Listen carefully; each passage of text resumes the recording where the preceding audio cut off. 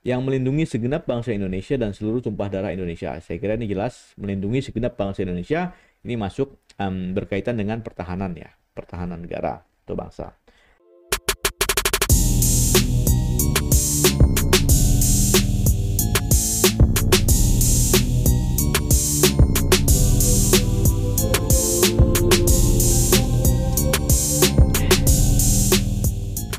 Halo Jones, apa kabar? Assalamualaikum warahmatullahi wabarakatuh. Selamat datang kembali di channel Adilus Manatea.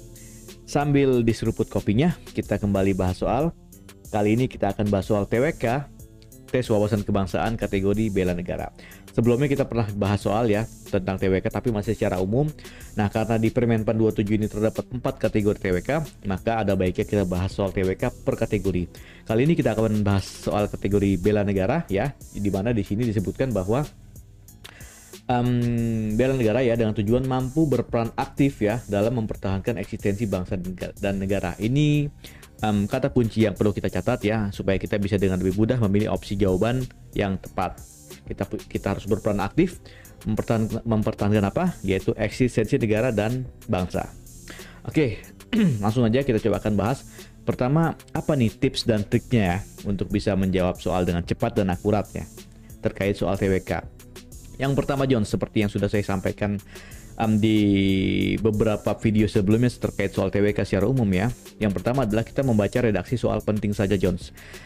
Ya kenapa? Karena kita punya waktu yang sangat terbatas, sementara biasanya soal-soal TWK itu soalnya panjang-panjang. Jadi kita perlu membahas yang sangat ide pokoknya saja atau gagasan pokoknya saja supaya kita bisa menghemat waktu. Tapi biasanya untuk soal-soal TWK yang bela negara itu soalnya pendek-pendek. Soalnya pendek-pendek, jadi untuk yang tips pertama mungkin bisa sedikit kita abaikan. Kita langsung ke tips yang kedua, yang tidak lain adalah kita harus mengimprove wawasan kebangsaan kita. Tidak ada trik lain selain ini, ya. Jadi jadi memang kita harus memperluas ya wawasan kebangsaan kita, khususnya terkait bela negara. Ya ini macam-macam, bisa mengerti, bisa tentang apa itu bela negara, apa dasar hukumnya, ya kan? Apa intisari bela negara yang ada di Pancasila atau di Undang-Undang Dasar dan sebagainya. Ini yang harus kita sering-sering baca buku, sering-sering latihan-latihan soal. Oke, biar nggak penasaran ya langsung aja kita coba kerjakan 5 soal berikut ini terkait bela negara. Mudah-mudahan bisa membantu kalian belajar dan latihan-latihan soal ya.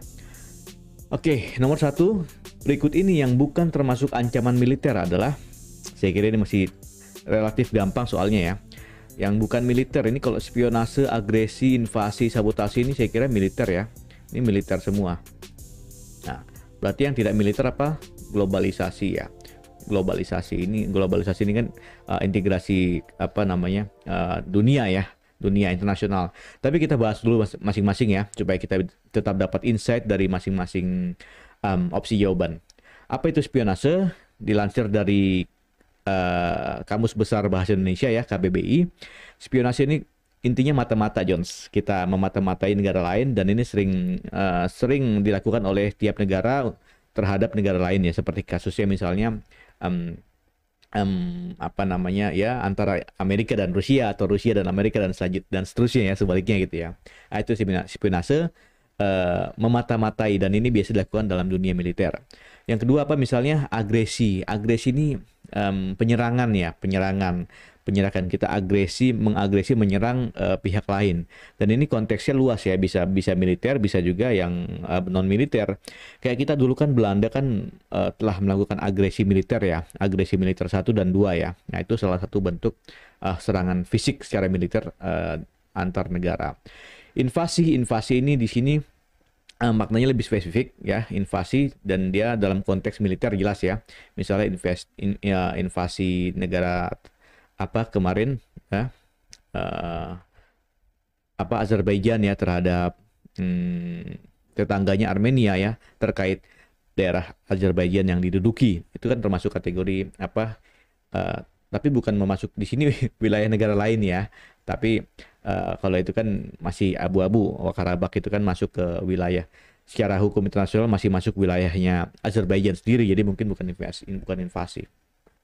Ya invasi militer misalnya antara dulu zamannya George Bush ya menginvasi negara Irak ya terkait polemik yang dilakukan oleh polemik politik di dalam negerinya Irak gitu ya, itu invasi. Sabotase apa? Sabotase adalah perusakan. Nah, ini yang sering juga dilakukan oleh negara-negara ya, misalnya um, penghancuran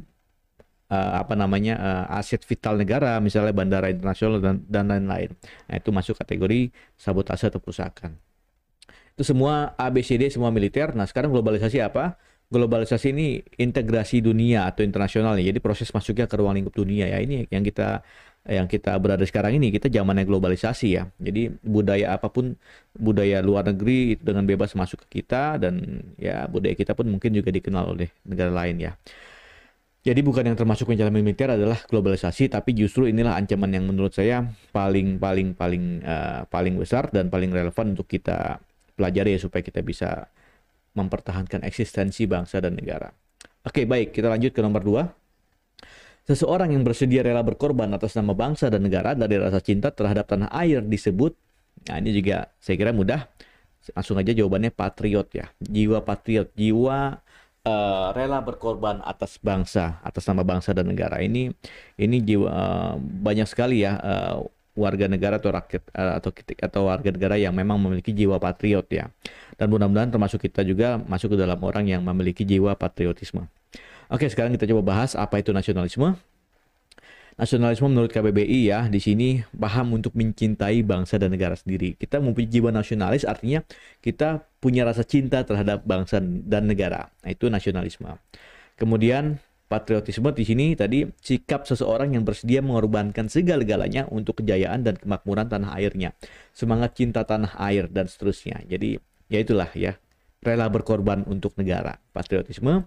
Globalisme tadi sudah ya, tapi tadi prosesnya sekarang globalisme. Globalisme berarti paham kebijakan nasional yang memperlakukan seluruh dunia sebagai lingkungan yang layak diperhitungkan, terutama untuk bidang ekonomi dan politik dan lain-lain ya. Ini globalisme. Etnosentrisme apa? Sikap atau pandangan yang berpangkal pada masyarakat atau kebudayaan sendiri. Biasanya disertai dengan sikap pandangan yang meremehkan masyarakat dan kebudayaan lain. Oke, terakhir sosialisme. Ini paham yang berasal dari Uni Soviet dan teman-temannya ya. Oke, dulu, sekarang Rusia, masih ada dan Cina, Korea Utara, dan beberapa negara lainnya ya. Jadi ajaran untuk paham kenegaraan dan ekonomi yang berusaha supaya harta, benda, industri, dan perusahaan menjadi milik negara. Ya, jadi masih simpel ya, masih kita berkutat dengan istilah dan definisinya ya. Jadi sekali lagi jawabannya adalah bravo, patriotisme. Oke, lanjut nomor 3. Usaha untuk melepaskan diri dari negara kesatuan dikenal dengan nama. Nah, ini jelas sekali ya, gampang. Jawabannya adalah D, separatisme. Sparet dipisahkan ya kalau bahasa Inggrisnya ya. Bahasa Inggrisnya di Indonesia separatisme itu upaya melepaskan diri atau disintegrasi ya. Dari negara kesatuan. Nah, sekarang kita bahas lagi satu-satu. Spionase tadi sudah, memata-matai, agresi tadi sudah, invasi tadi sudah, dan konsolisme apa nih? Jadi tadi saya coba cari di KBBI nggak ada ya. Ini mungkin istilah yang tidak baku yang ya monggo aja teman-teman yang kalau tahu artinya silakan dicantumkan dalam kolom komentar ya. Oke, jadi ini masih simpel sekali ya. Nomor 3, separatisme, usaha melepaskan diri dari negara kesatuan. Jadi memang istilah-istilah ini perlu kalian pelajari kembali ya. Jangan sampai untuk soal semudah ini kalian ternyata masih belum bisa menemukan jawaban yang tepat ya. Jadi sayang. Oke, nomor 4, kedudukan rakyat dalam Sishankamrata merupakan komponen pertahanan. Apa Sishankamrata? Sistem pertahanan dan keamanan rakyat semesta. Ini yang istilah yang sangat populer ya dari zaman dulu, zaman kemerdekaan sampai zaman sekarang. Oke, apa nih kedudukan rakyat? Cadangankah atau pendukung? Kalau utama bukan ya. Kalau utama saya kira bukan, pengganti bukan, semesta juga bukan. Ini cuma dikait-kaitkan sini ya. Oke, apa nih? Apakah cadangan atau pendukung? Kan ada komponen cadangan, ada komponen utama ya. Oke, kita coba lihat di Undang-Undang Dasar ya. Jadi Sishankamrata ini masuk ke dalam pasal 30 ayat 2 amandemen kedua ya. Usaha pertahanan keamanan negara dilaksanakan melalui sistem pertahanan dan keamanan rakyat semesta oleh Tentara Nasional Indonesia dan Kepolisian Negara Indonesia sebagai kekuatan utama. Itu satu, dan rakyat sebagai kekuatan pendukung. Nah, dua. Jadi di sini kedudukan rakyat posisinya ada sebagai pendukung. Oke, clear ya? Oke, silakan dipelajari lagi ya pasal 30 yang mudah-mudahan nanti keluar soal yang lain ya. Apalagi nih TNI ya bertugas ya, tugasnya mempertahankan, melindungi, memelihara kedaulatan negara, kepolisian negara sebagai alat negara yang menjaga keamanan dan ketertiban masyarakat ya, bertugas melindungi, mengayomi, melayani masyarakat serta menegakkan hukum. Jadi pasal 34 ini menjelaskan tugas dan fungsi antara TNI dan Kepolisian Negara Republik Indonesia ya. Ya kan soal sebelumnya kan digabung nih ABRI kan, Angkatan Bersenjata Republik Indonesia kan. Sekarang dipisah supaya tugas dan fungsinya lebih jelas, dan dua fungsi ABRI pun dihapuskan ya dalam amandemen Undang-Undang Dasar Negara 45 ini. Undang-Undang Dasar tahun 45 ini ya. TNI tugasnya khusus mempertahankan, melindungi dan memelihara keutuhan dan kedaulatan negara, sementara polisi bertugas melindungi, mengayomi, melayani masyarakat serta menegakkan hukum ya. Jadi menjaga keamanan dan ketertiban masyarakat. Jadi dipisahkan. Oke, siapa tahu nanti keluar lagi tentang tugas-tugas TNI dan tugas-tugas polisi ya. Jangan sampai kalian masih terjebak dalam tugas fungsi yang lama ya sebelum Undang-Undang Dasar yang diamandemen ini. Oke, nomor 5. Pernyataan dalam pembukaan Undang-Undang Dasar tahun 1945 bahwa melindungi segenap bangsa Indonesia dan seluruh tumpah darah Indonesia merupakan fungsi negara dalam mewujudkan NKRI yang berkaitan dengan apa nih?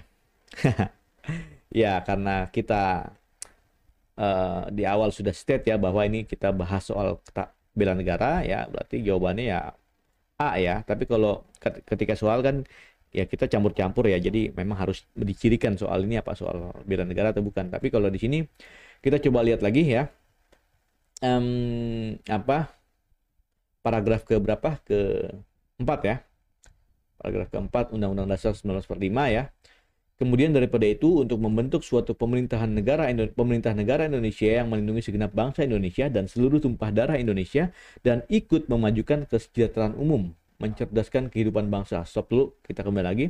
Yang melindungi segenap bangsa Indonesia dan seluruh tumpah darah Indonesia. Saya kira ini jelas, melindungi segenap bangsa Indonesia ini masuk berkaitan dengan pertahanan ya, pertahanan negara.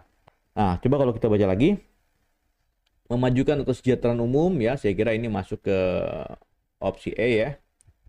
Terus apa lagi? Mencerdaskan kehidupan bangsa ya. Saya kira ini masuk ke apa? Kemanusiaan bisa ya. Oke. Ikut melaksanakan ketertiban dunia dan berdasarkan kemerdekaan.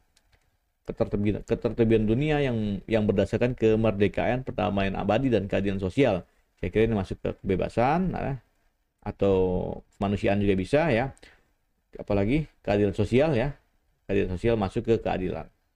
Maka disusunlah kemerdekaan kebangsaan Indonesia itu dalam suatu Undang-Undang Dasar Negara Indonesia yang terbentuk ya, dan seterusnya. Jadi sekali lagi, intisari pertahanan ini ada dalam paragraf keempat kalimat ke-1 ya. Ya, satu kalimat aja nih. Ya, di awal-awal kalimat ya. Oke, John, saya kira itu ya pembahasan 5 soal TWK. Nanti kita akan bahas lagi soal TWK berikutnya sesuai kategori-kategori yang ada di Permenpan 27. Mudah-mudahan ini bermanfaat buat kalian semua. Saya ucapkan selamat buat John semua yang telah berhasil lolos passing grade. Mudah-mudahan bisa ikut tahap selanjutnya yaitu SKP, dan kalian harus prepare dari sekarang. Dan untuk teman-teman yang masih belum beruntung, jangan semangat ya, jangan putus asa, tetap semangat ya, supaya kalian bisa tetap ikut CPNS di tahun berikutnya. Jadi manfaatkan waktu kalian untuk belajar terus. Dan terakhir untuk teman-teman yang masih nunggu tes ya, mungkin mulai minggu depan ya, mulai Senin sampai Jumat, berarti kalian masih punya beberapa hari lagi untuk belajar, maka manfaatkanlah waktu kalian tersebut untuk latihan soal. Dan ingat ya, dosis latihan dari saya 3 kali sehari, dosis latihan untuk kalian. Sampai jumpa.